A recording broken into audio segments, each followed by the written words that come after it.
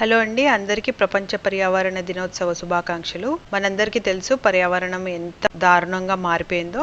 చాలా పొల్యూషన్ పెరిగిపోయింది, ఇంకా హేట్రెడ్ ఎక్కువ పెరిగిపోయింది.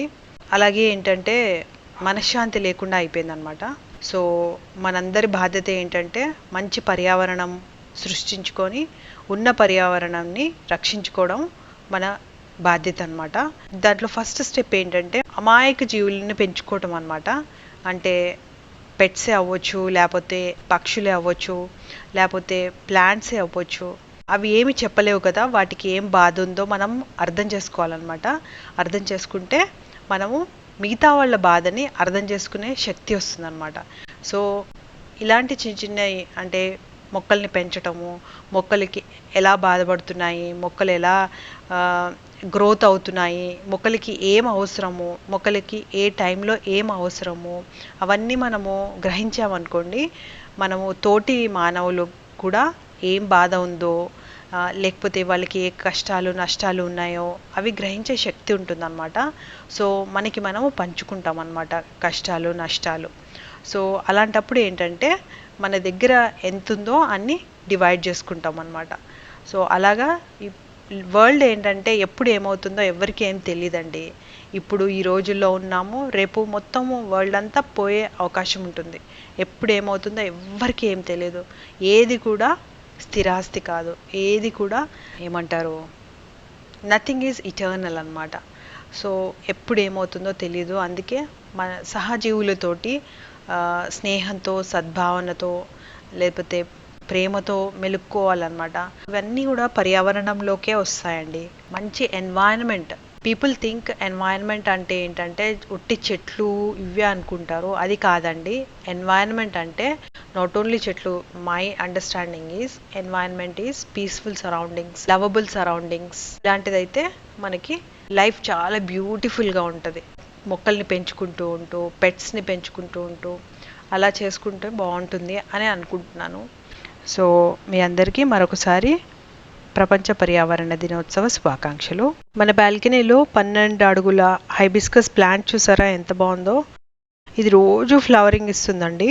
దాదాపు minimum to minimum 9 to 15 flowers ఇస్తుంది.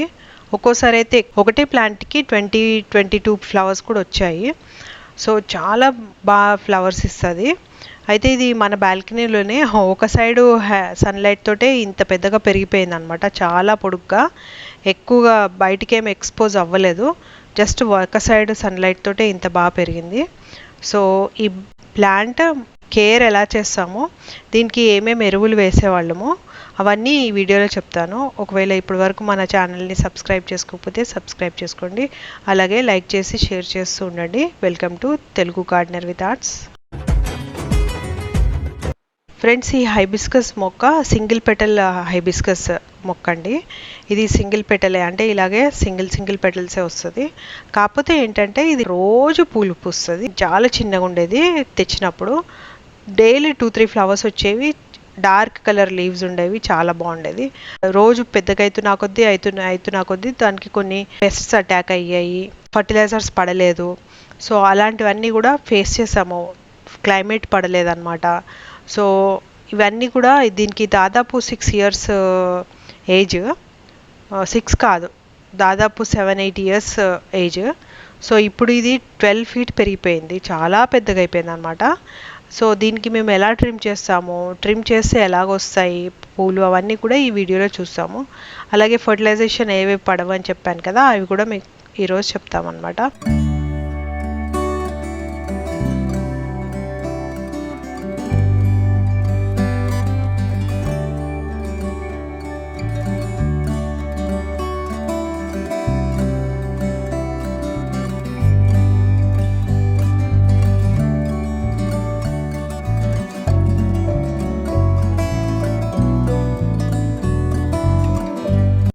సో సో బేసికలీ దీనికి ఏంటంటే డైలీ కొంచెం కొంచెం వాటర్ వేయాలండి.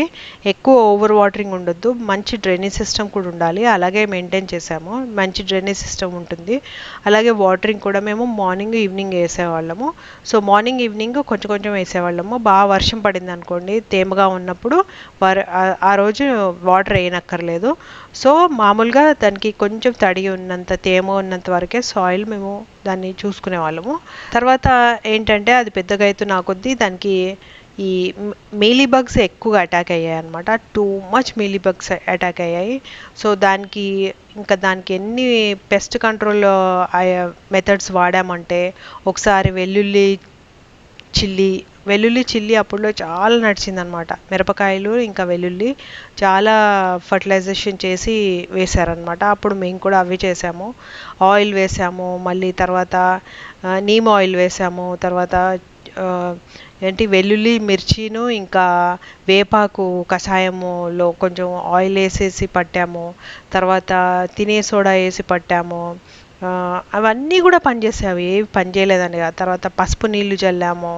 తర్వాత ఇంకేంటంటే మీలీబగ్స్ని ఎలా తీయాలి, ఎందుకంటే ఫస్ట్ మనం మీలీబగ్స్ని వాటర్ షవర్ చేయాలి. ఒక్కొక్కసారి ఏమవుతుందంటే మనము పట్టించుకోక అవి ఏమైపోతాయంటే ఎక్కువ మీలీబగ్స్ వచ్చేస్తాయి అనమాట.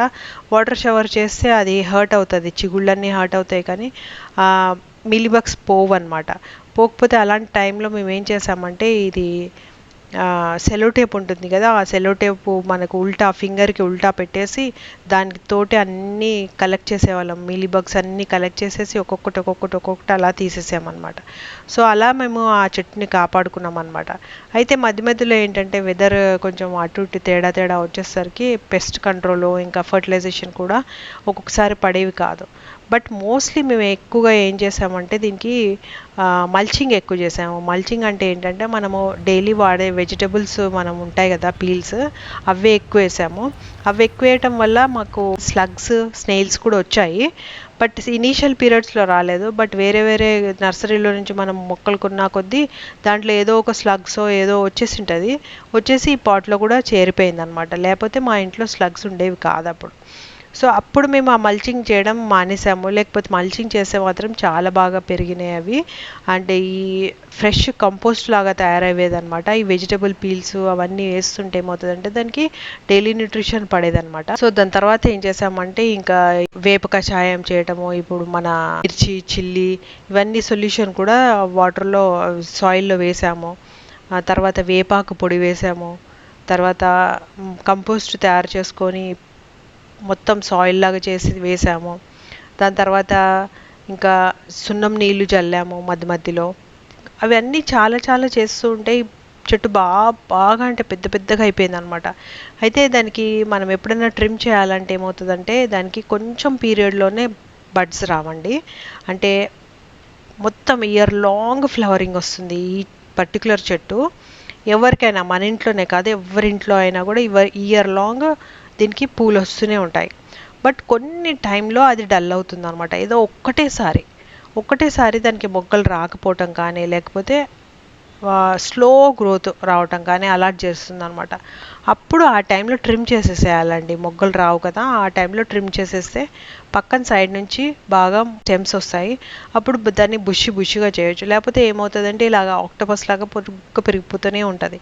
ఇప్పుడు మాది రెగ్యులర్గా పూయటం వల్ల ఏమవుతుందంటే ఇలాగా ఆక్టోపస్ లాగా పైకి పెరిగిపోయింది. దీన్ని ఎన్నోసార్లు కింద నుంచి కట్టుకుంటూ వస్తే ఇప్పుడు ఇంత పెద్దగా అయిపోయింది.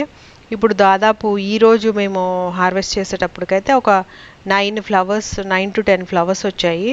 ఇంకా కొన్ని అందట్లేదు, బయటికి వెళ్ళిపోయాయి. ఇంకా అవి దాన్ని తీయాలి అని అంటే ఇక ఒక రాడ్ లాంటిది కావాలి. ఒక్కొక్కసారి వదిలేస్తాం అనమాట. అలాగే రాడ్స్ చాలా వేడిగా ఉన్నాయి, ఎండకి తగిలితే చేతంతా కాలిపోతుంది అనమాట. సో ఒక్కొక్కసారి వదిలేస్తాం అలాగే ఫ్లవర్స్.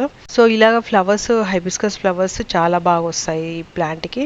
దీన్ని ట్రిమ్ చేస్తున్నా కొద్దీ ట్రిమ్ అవుతూ ఉంటాయి. అయితే దీని లీవ్స్ కూడా మేము చాలా వాడామన్నమాట. హైబిస్కస్ షాంపూకి ఇంకా హెన్నాకి చాలా వాడాము.